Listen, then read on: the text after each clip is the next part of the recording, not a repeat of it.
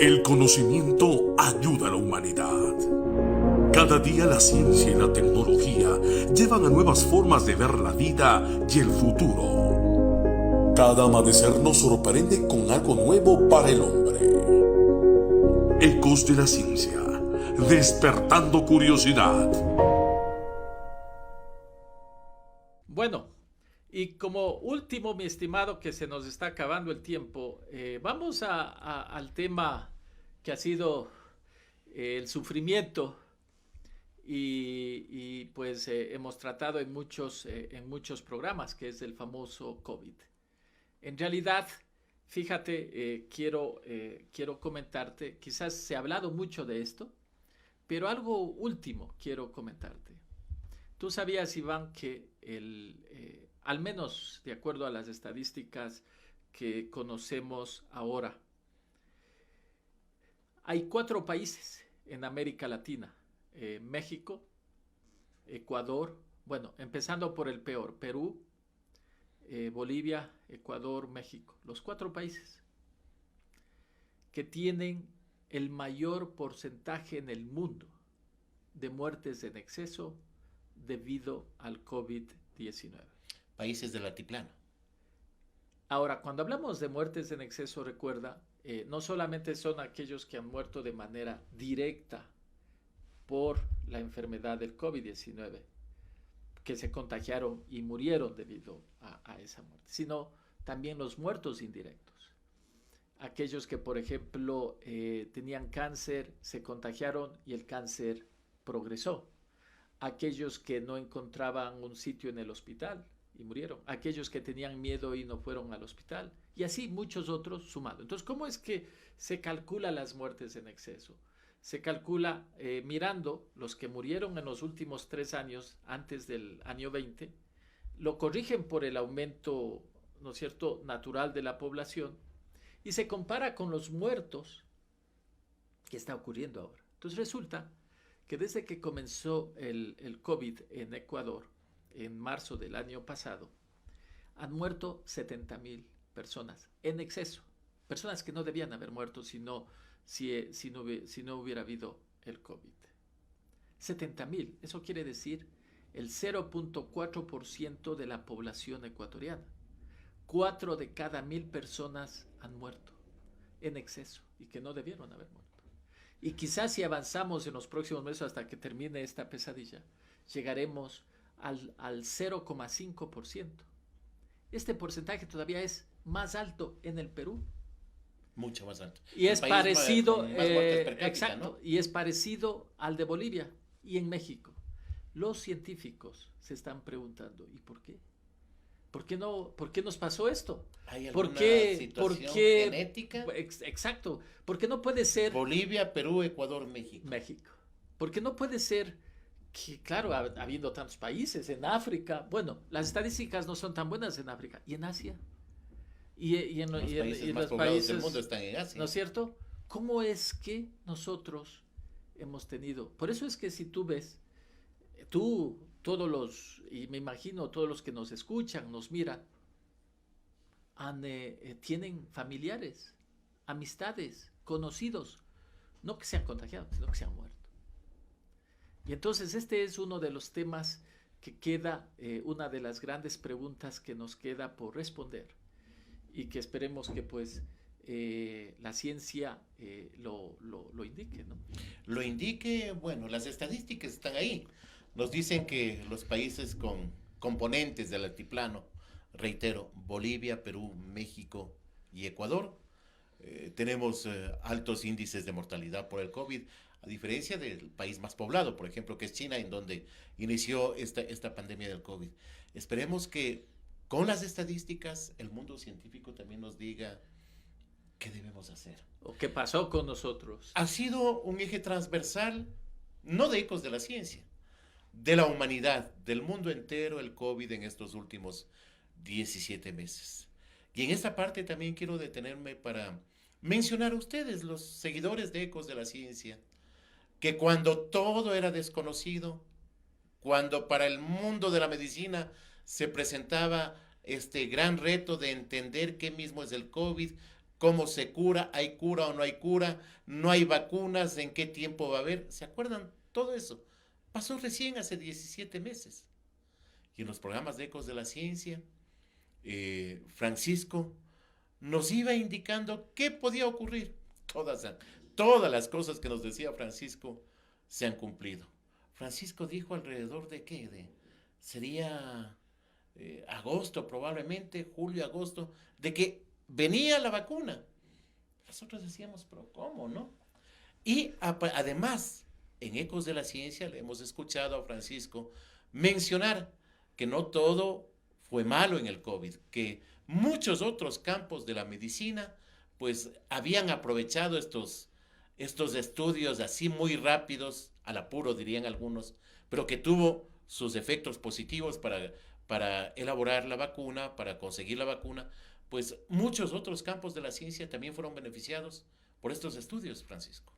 Así es. Fíjate que ahora podemos decir que estamos mucho mejor preparados para pandemias en el futuro. Y no solamente eso. Tú sabes, hay una serie de enfermedades que son causadas por virus. Y ahora ya sabemos, ya la ciencia sabe cómo hacer las vacunas. El SIDA, el herpes, enfermedades que son causadas por virus, que pueden desarrollarse vacunas y de manera muy rápida, no hay que esperar ya años. Entonces lo que se espera en los próximos años es que muchas de las enfermedades que están causadas por diferentes tipos de virus van a tener vacunas. Fabuloso, fabuloso realmente. Bueno, yo solamente quiero, antes de terminar lo del COVID, quiero hacer recuerdo, sabes que estaba revisando los programas que habíamos hecho y hubo un programa a principios de octubre del año pasado. Yo mencionaba y decía, y hablaba del famoso programa que había implementado Estados Unidos, que se llamaba la velocidad de la luz, que era un nombre para todo el apoyo norteamericano de millones, de billones de dólares que daban a las farmacéuticas para que terminen de desarrollar las vacunas en el tiempo menor posible. Y yo comentaba en esa época y decía, ya se ve que las vacunas vienen. Y yo le hacía un llamado al ministro, al gobierno, como medio de comunicación, de que por favor en ese momento ya calculen, y hasta yo hacía una estimación de que entre 200 y 500 millones de dólares se necesitaban para comprar las vacunas. Y decía, ese dinero deben tenerlo ya aparte y ya pagar adelantado a las farmacéuticas para que pues cuando empiecen ya a entregar las vacunas puedan llegar al país de manera prioritaria. No lo hicimos. Recién ahora, ¿no es cierto?, con este nuevo gobierno se preocupó de realmente comprar de manera masiva las vacunas. Imagínate si el gobierno anterior hubiera escuchado algo de esto que tanto decíamos y varios países lo hicieron. Entre esos, mira ahora la situación, Uruguay, si estamos hablando de países latinoamericanos, Chile. El que mejor ha manejado la vacunación ha sido Uruguay, ¿no? Uruguay, Chile, muy de cerca, Israel, si vamos más lejos, ¿no es cierto? Ellos ya están en la tercera dosis. En la tercera dosis, imagínate. Y 500 millones de dólares, ¿cuánto hubiéramos ahorrado? ¿Cuánta dolor? ¿Cuántas muertes? ¿Cuántos problemas económicos? Si hubiéramos empezado a vacunar de manera masiva como hicieron esos países en el mes de enero, febrero, ya para este rato estábamos como Chile o como Uruguay, ¿no es cierto?, ya en plena recuperación económica. Quizás son las lecciones que vamos, ¿no es cierto?, aprendiendo a través de esta pandemia.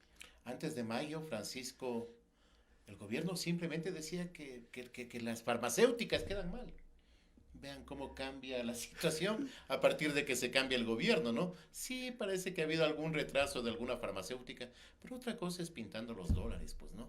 Y eso es lo bueno de Ecos de la Ciencia, siempre anticipándose a lo que puede pasar.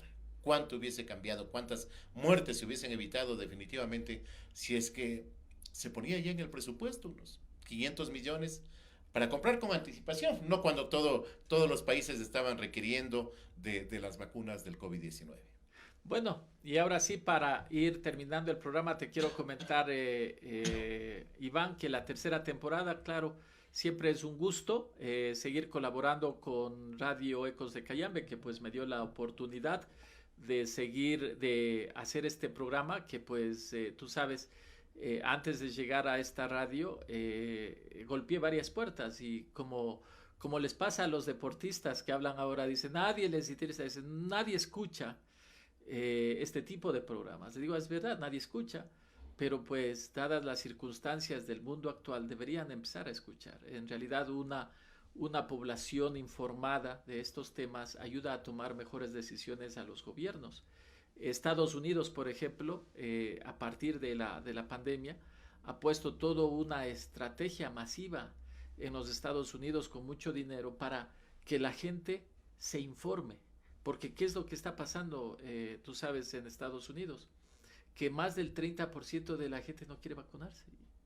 Y entonces no pueden llegar al límite, ¿no es cierto?, a lo que se llama la inmunidad de rebaño, que es el 70%, porque no quieren vacunarse. Y ahora ya el gobierno está tan desesperado que hasta está pagando para que se vacunen.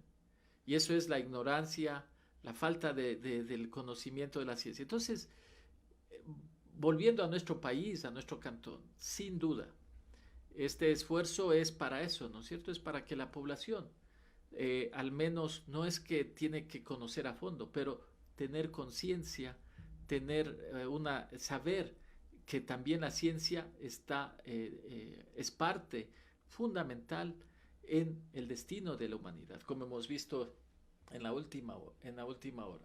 No solamente la humanidad, sino el destino local, el destino de todos nosotros, y todos tenemos que estar informados para luego ayudar primero a nuestras familias a tomar decisiones buenas y luego a ayudar a los políticos a que tomen decisiones. Siempre será para Ecos de Cayambe un motivo de orgullo tener a tan excelente colaborador como es Francisco Ayala. Ávidos, mi estimado Francisco, de que pase pronto tus merecidas vacaciones en Ecos de la Ciencia para iniciar ya la siguiente temporada, que estoy seguro tendrá muchísimos temas de interés.